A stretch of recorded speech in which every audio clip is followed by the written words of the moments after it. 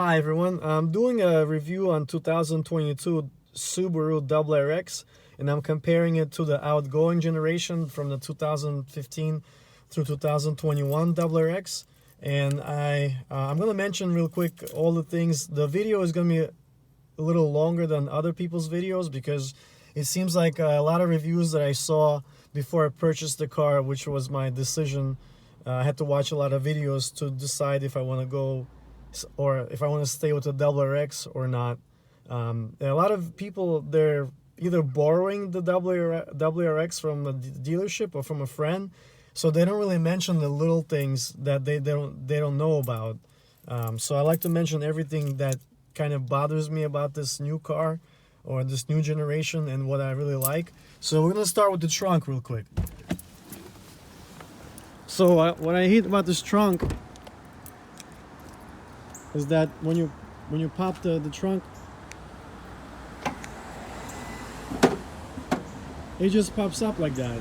And I think it's because it does not have a spoiler. So this might actually maybe loosen up the hinges, I guess, eventually.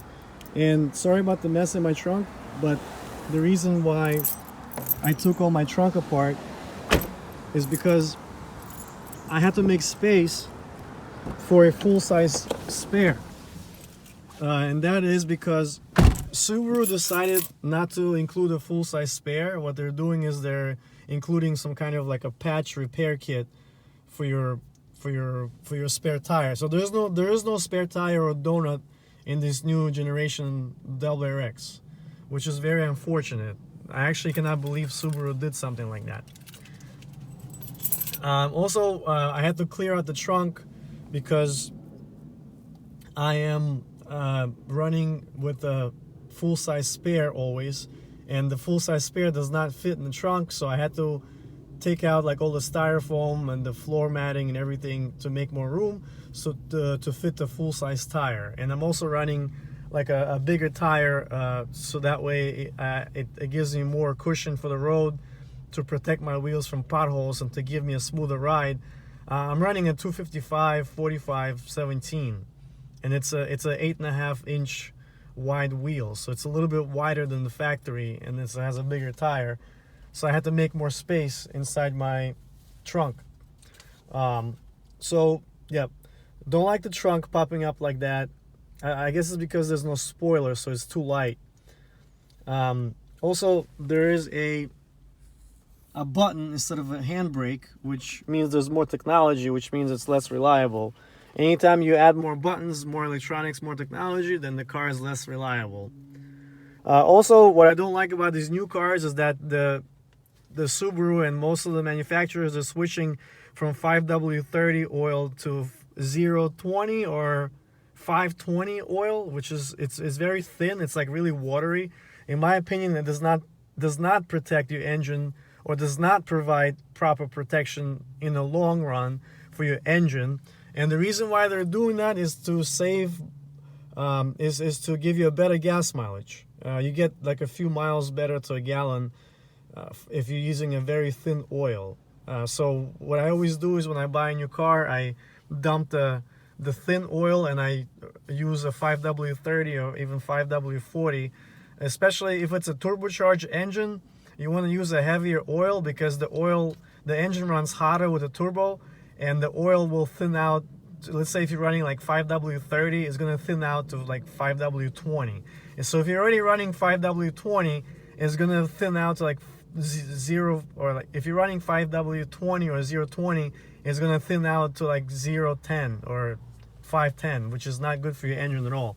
But I think the manufacturer doesn't really care about that your engine goes out in the future, as long as. So in my opinion, I noticed that the thin oil is sufficient enough to have your engine and transmission last until 60,000 miles or 5 years. That's your powertrain warranty, and after that they don't really care if your engine seizes or stops working, because your warranty is gone. So you will be responsible paying for the repairs. So all they care about is the gas mileage to sell you the car, but they don't care what happens to your car after the warranty is gone. because they're not going to fix it for free. So that's why they're running that crappy oil in your car. However, the service department did tell me that if I run the oil that's not specified by the manufacturer or by Subaru and something happens to my engine, then since I'm using the wrong oil or not recommended oil, that they might deny like the claims for the engine. That's like a gray area. So, but I just recommend running a thicker oil because it's a turbocharged vehicle, and if you want your car to last, you should protect your engine. So we're going to the windshield, which also bothers me. So the windshield has pretty good visibility. Like Subaru always gives you really big windows, like all around, right? I mean, all around, I love the visibility. And then I always take those headrests off in my rear windshield to have more visibility. Visibility is very important. So if you see in this generation, they added a bunch of electronics here. It's an eyesight, the cameras and stuff that help you, like the car stops if it notices something that you don't see. So this blocks like 20% of my view. And in general, this engine is bigger. It looks like the dash is longer because the engine is bigger. So the visibility in this generation for the front windshield is a little bit worse. I do have to say that. So I don't like that. But the visibility is still good in this new generation, just not as good as in the other one, but it's still pretty good. Then it seems like the car is actually like 1.5 inches wider, so you have more space, and it's 2 inches longer, so that's really good. So the car is bigger and longer. I'm really happy about that. It has a lot of room, a lot more than the previous one. Really a lot more space. Honestly, it has a lot more space. So I'm really happy about that. It has more space. Also, the fact that this vehicle is using, the Subaru claims it's using a lighter and stronger metal, like these beams. For example, it's lighter and much stronger, so the car is safer. That's what they're claiming. So I'm really happy about that. Also, there is no gas release latch. All you do is just unlock your doors, and then you just push on your latch, on your gas tank latch, and it opens. Kind of like what the German cars are doing now. The other generation just had like a latch on the floor where you just pull it. It was here, and this one doesn't have it. The hood release is still the same. Everything is still the same here. You're like your dimming lights to control your trunk release, your traction control. So that's still the same. Let me see if there's something else that I'm missing. So there's also, I noticed a glitch in the system. Sometimes when I plug in my Apple Play, it doesn't work, and also sometimes the radio doesn't work. So I think I read a research about that. Due to the shortages of chips and different computer little chips and everything, like electronics, there's more glitches in the new cars for some reason. So I did notice that. I never noticed it in my previous generation of Subarus, but only in this one. I always install a lift kit in my vehicles. So I want to show you real quick. So I increased the gap by like an inch, and there's an inch and a 3/4 in the back. Is to give me more ground clearance. So I think ground clearance is very, very important, especially if you live in an area where there's a lot of speed bumps and there's dips when you're crossing intersections, like if you're going through the hills. Just in general, snow, mud, water, you have more clearance. So I think these WRX, they built on rally heritage, but they make them so low to the ground, and you actually cannot run a rally on these cars. If you pay attention to the rally cars, they're all lifted by like 2 inches.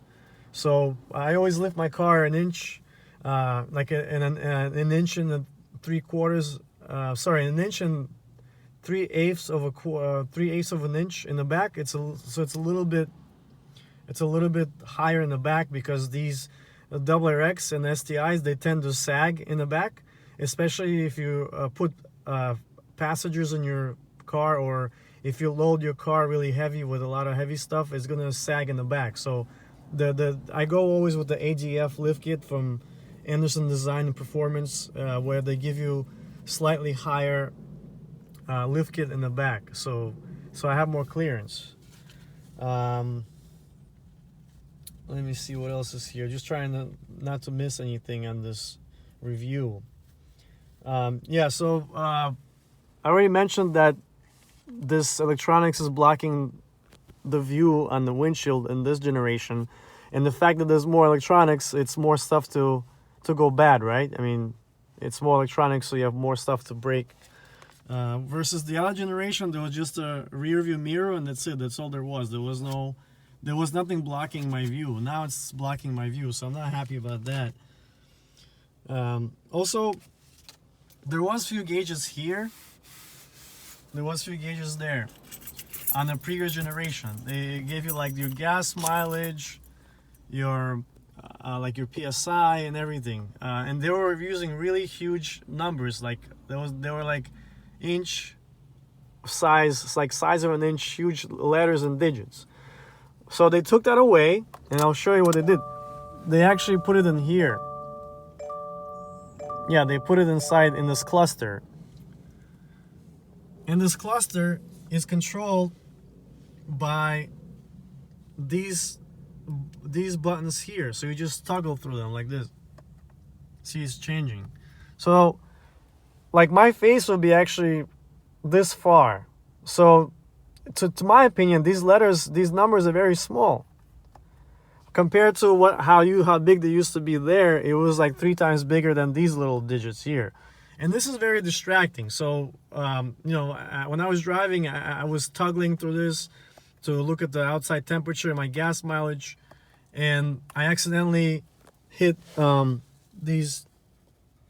Well, these are paddle shifters because mine's is unfortunately automatic transmission. It's CVT.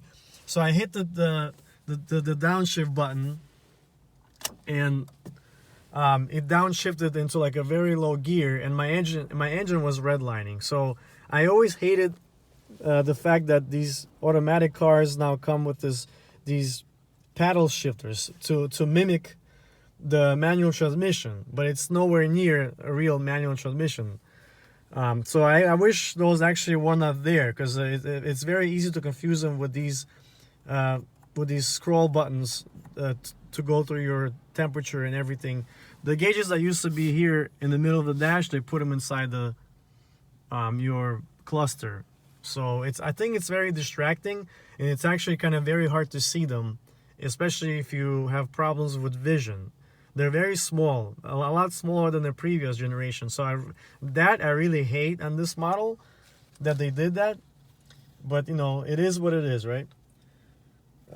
So they are very distracting, by the way. You always have to look down when you're trying to toggle through them, right? Instead of just looking there, with your eyes are still on the road, you're still looking straight. Where here now I have to look down. So it's very distracting. I can't believe they did that, actually. So I do love the fact that this has a bigger engine. This is from an SUV engine called the Ascent. It's a much bigger engine. It's a 2.4 liter engine versus the outgoing 2.0 liter. The horsepower is almost the same. It's only like 3 horsepower difference, and I'm kind of bummed out about that they only gave you 3 horsepower with a like 0.4 liter difference. So I'm not sure why they did that, but it is bigger engine, so it does have feels like it has a little bit more power.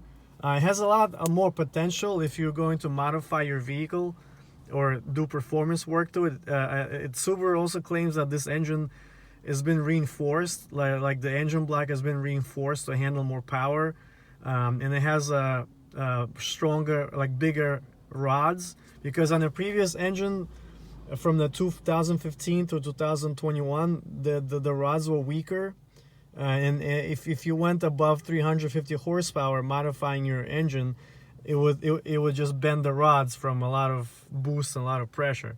So on this vehicle, the boost is lower. I think the boost is like at around 12 psi, where the other one was at like 16 psi and all the way to like 21, which is really high.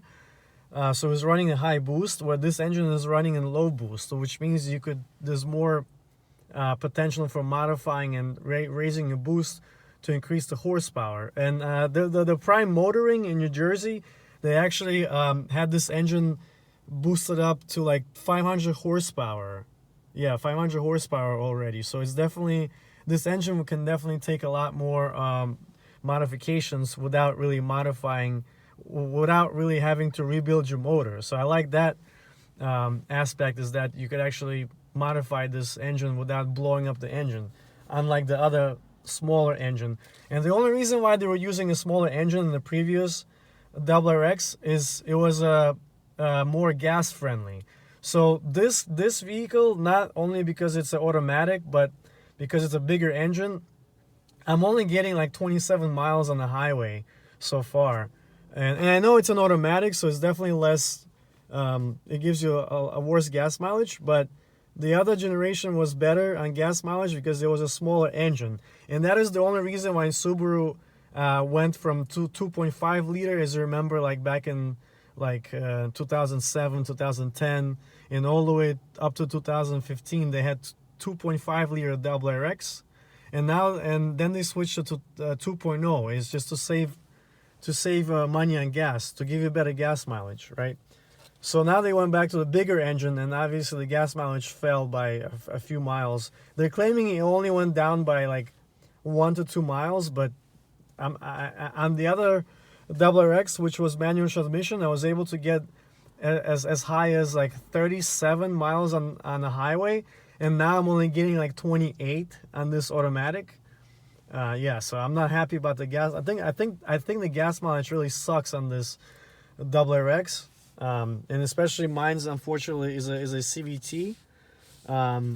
So the reason why I actually even got this new WRX is because I drove a manual for over 20 years, and then my left knee unfortunately started to develop really bad arthritis. So every time I drove a manual transmission, I had really bad knee pains, so I had to switch to automatic transmission, unfortunately. But I do recommend, if you don't have any injuries to your legs or your arms, if all of your 4 extremities is working perfectly, I do recommend to get this in the manual transmission, because you have a lot more control. You can push start the vehicle just by pushing it and popping the clutch if you get stuck somewhere, or if your starter goes out, or if you run out of gas. Actually, no, if you run out of gas, then you have to put the gas and then push start the car. But if your starter goes out or your battery goes dead, and in a manual transmission, you could push start the car and just leave. And the automatic, you cannot do that. You cannot push start automatic. So that's one downside with automatic.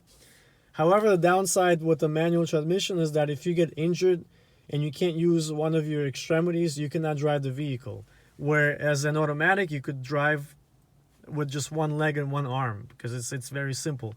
Another downside with the manual, actually it's not a downside, I do apologize, I'm going to retract that. So the good thing about the manual transmission is more reliable than automatic. There's less gears, so it's a lot more reliable. The automatic transmission has a lot more gears to brake, right? It's not as reliable.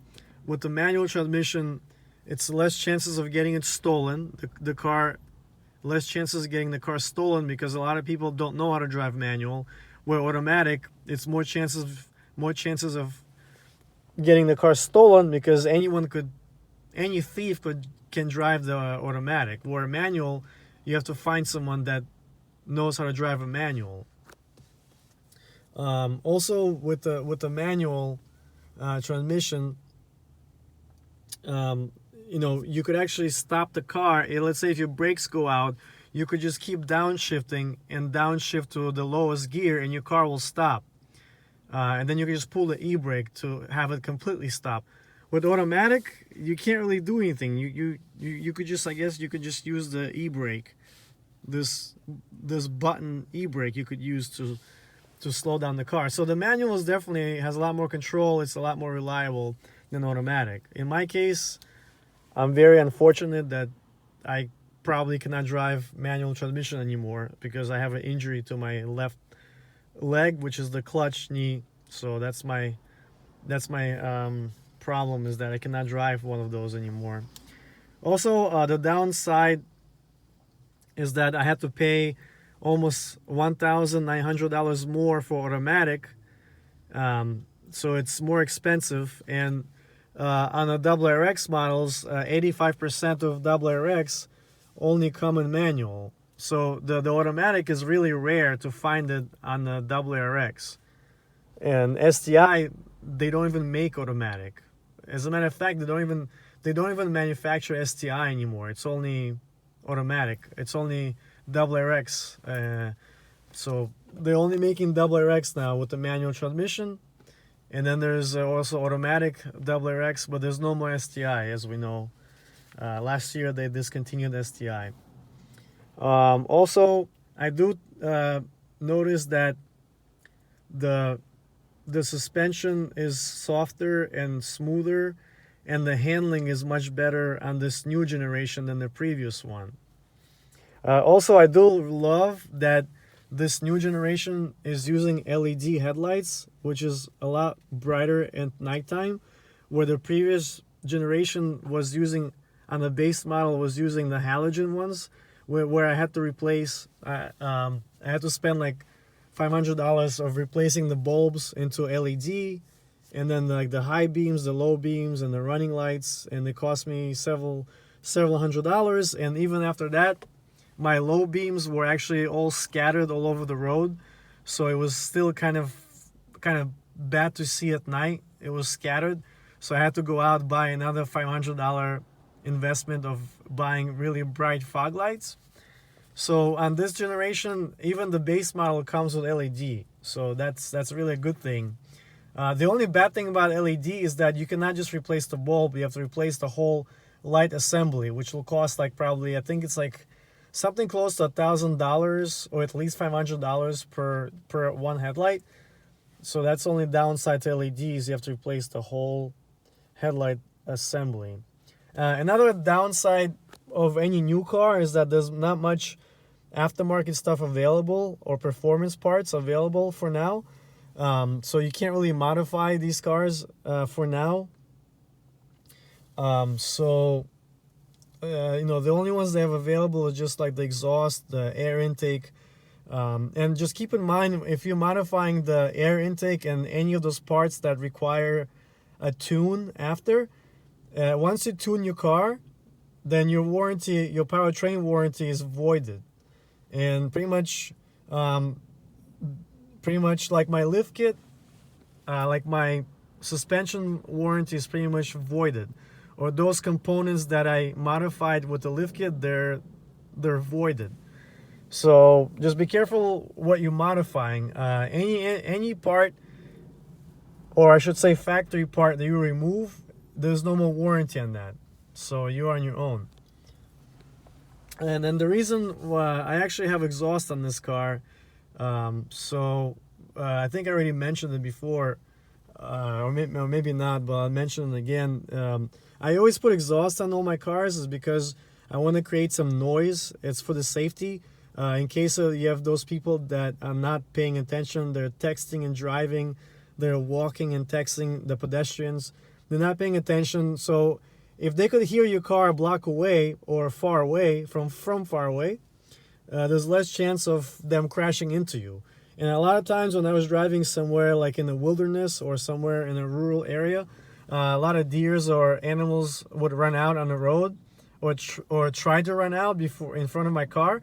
And since my car was very loud, then they got scared and they turned around and they ran away from the road. So I actually avoided having an accident and killing an animal and maybe damaging myself or my car. So I always put exhaust only for that reason, because I want to create some noise. So for those people and those animals who are not paying attention, then hopefully they could hear my car. And pretty much the people and animals, they know you're out there because your car is loud and it's obnoxious and it's noisy, so they know it's there. That's the only reason why I put my exhaust on all the cars. If you ask me, if you are running on very like factory horsepower, if your horsepower is not at least up to 300 or higher, you don't need to run an exhaust. Exhaust is just it just creates noise. It doesn't give you any power, maybe like 5 horsepower, maybe 3 horsepower.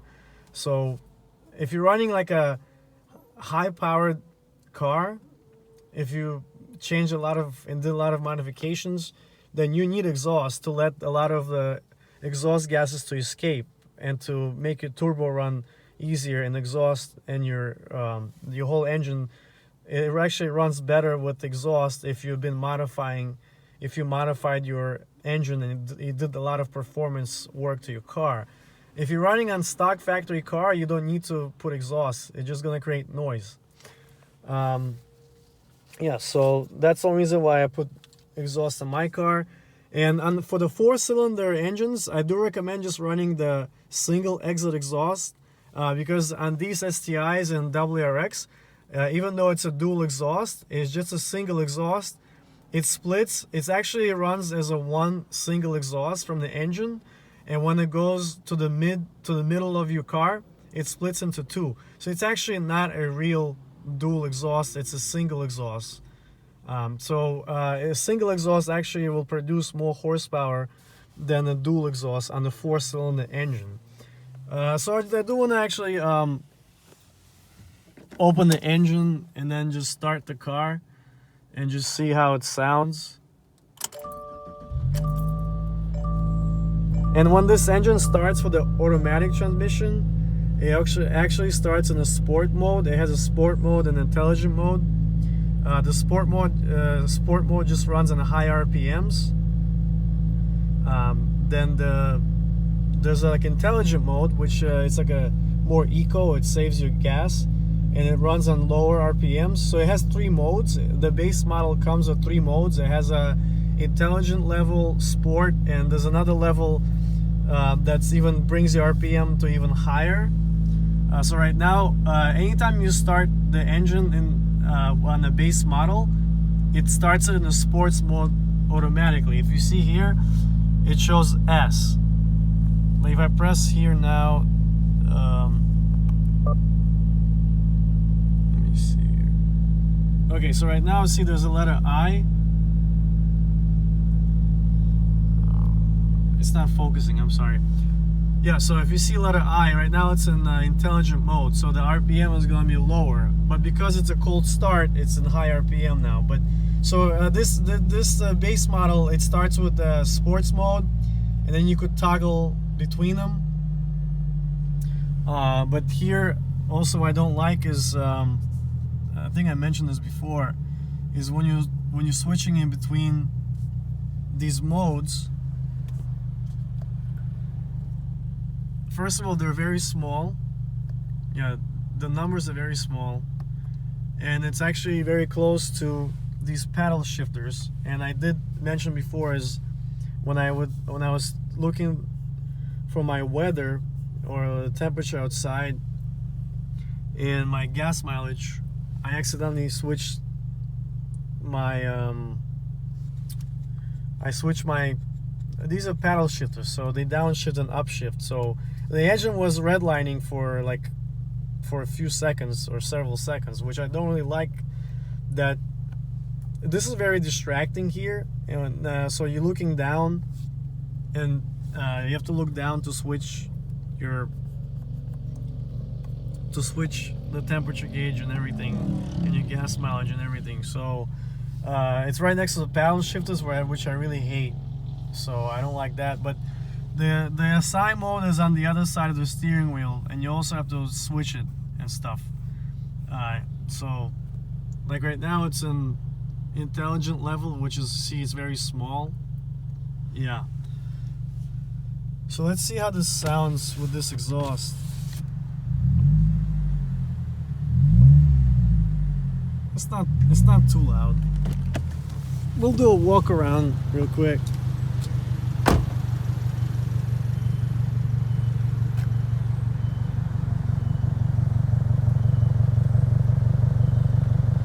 single exit exhaust. So here you just have to push on your, like I mentioned before, there's no more latch. You just push on this little gas door and it opens. I really do love these plastic fenders actually, and everybody hates them, and they even have these functional vents here to cool your brakes off, to cool the brakes down. I actually really love the plastic stuff around the car. So they do have a bigger intercooler, and you see the engine is bigger. Yeah, so this is the new engine that they have now. So the hood scoop is also longer, it's wider than the previous generation. And before we actually end here, I do have to mention that everybody actually hates this new fenders, this cladding, they call it this plastic cladding. I actually love that. I love the fact that they have the plastic fenders and the plastic bumper in the back, because it's kind of less, it's not painted, so a lot of times if you drive in snow during the winter, then your fenders will rust out. They're gonna start rusting. So I think they did that is to eliminate the rust from forming if you're driving like in the snow, because Subaru is actually kind of known for being an off-road vehicle somewhat. So I think they did that on purpose, is to eliminate the rust, and they also did that to eliminate the chips. Like if you're driving off-road, the little pebbles and the rocks, so they're not going to chip your fenders and your rear bumper. So I think that's why they did that. So a lot of people hate the plastic, but I love the plastic. I was actually glad they did that. Maybe it doesn't look as good as if it was all painted, but I actually like that look because it makes it look more like off-road type of look, and it's more rougher. Maybe it's more uglier, but I don't know. I love all WRX, so I love all Subarus. So that's just my opinion. But thank you so much for watching. I hope that this will help you make your decision. I try to go over everything that a lot of people missed. The fact is, well, actually, I forgot to mention one thing. On the previous generation, you had dials. Now you have buttons. So even to switch your temperature gauge here, for example.